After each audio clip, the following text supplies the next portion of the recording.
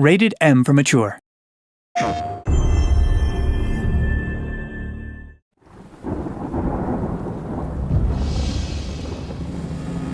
My dear sister, I write these lines with a heavy heart as I find myself, once more, imprisoned by shogunate forces. These corrupt men accuse me of treason, but I say it is they who betray our land, leaving her in great despair. They are scared and weak, clinging to power, no matter the cost. Let them pass judgment, for I chose my fate years ago, when the black ships arrived, like mountains rising from the sea. It struck fear into their hearts that night, but for me, a flame was kindled, flickering with the promise of a new Japan. She can be sovereign, and she can be free. Seize this opportunity, my sister. Rise up and oppose. Seek allies wherever you find them, and bring them to our call. For if our vision is to succeed, the shogunate must fall.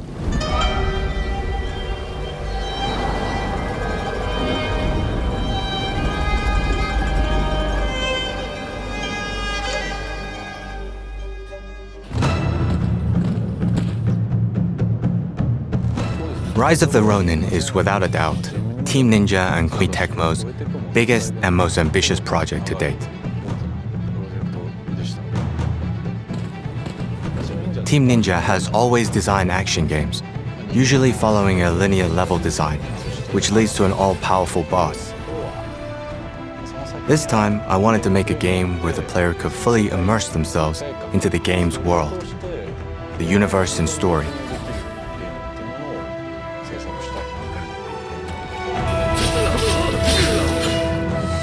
You play as a powerful Ronin, trained from a young age as one half of a pair by a secretive group known as the Veiled Edge. Separated from your blade twin for the first time, you now find yourself alone.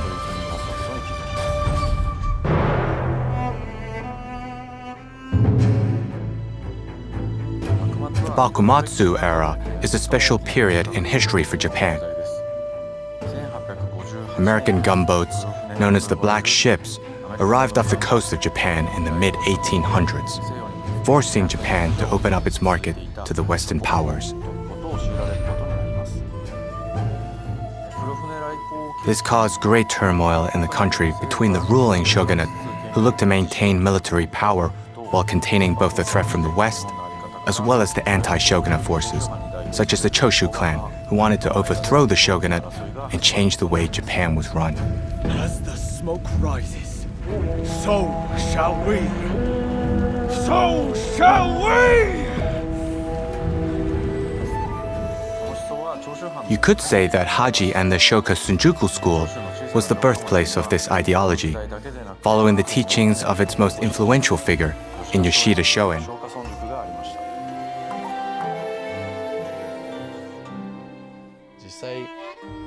Although it was a different world in a different time, I believe he could be compared to Socrates. I wanted to depict his teachings and his life from the moment I started working on Rise of the Ronin. He wasn't just a philosopher. He insisted on the importance of taking action. The people must rise and demand revolution. How else can change endure?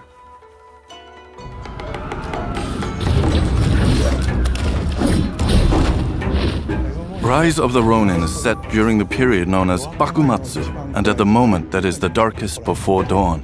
The darkness is represented by the constant political pressure piling on the shogun, widespread disease, and several battles being fought and lost.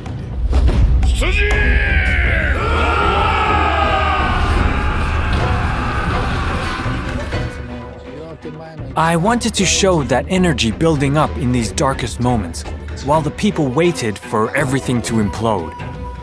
I was impressed how the team focused on every detail during the creation of this universe. A great story unravels based on actual historical research.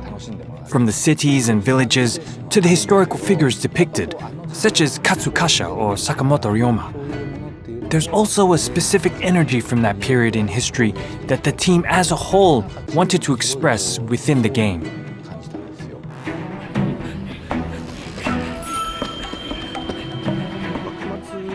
Looking at the Bakumatsu era, it was a time where multiple schools of thought and cultures were merging together. I wanted to express that chaotic world through sound. When it came to the score, we related with the Black Ships coming to Japan by having an Occidental composer, Inon Zur, join us on the project. It's interesting to notice that the two main instruments that are carrying most of the melodies in the score are one Japanese and one Western.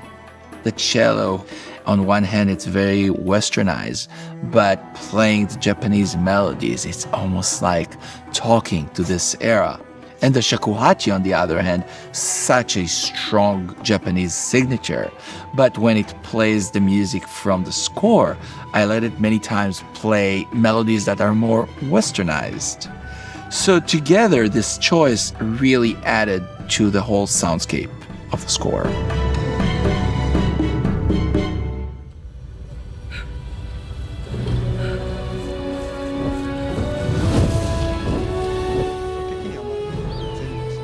From an art perspective, it was not just about building a large-scale world, which would have been planned. So, in order to avoid that, we've worked on building landmarks during the process. Yokohama, Edo, Kyoto. It turns out Koei Tecmo has offices in these three locations, making them somewhat familiar. So it was easy to start to build an image for them.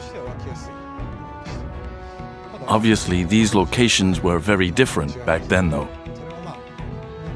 While we looked at these and continued our research process, we realized we had to add more texture to the game.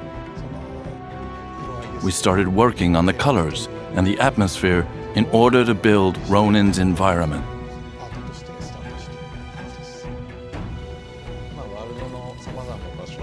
As you wander through various locations, some territories are dangerous as they are controlled by bandits. Alternatively, a city would be ruled differently, bringing in new types of challenges and battles. You can feel how that was recreated as you play the game. I believe players will be able to enjoy that. It is time to end this.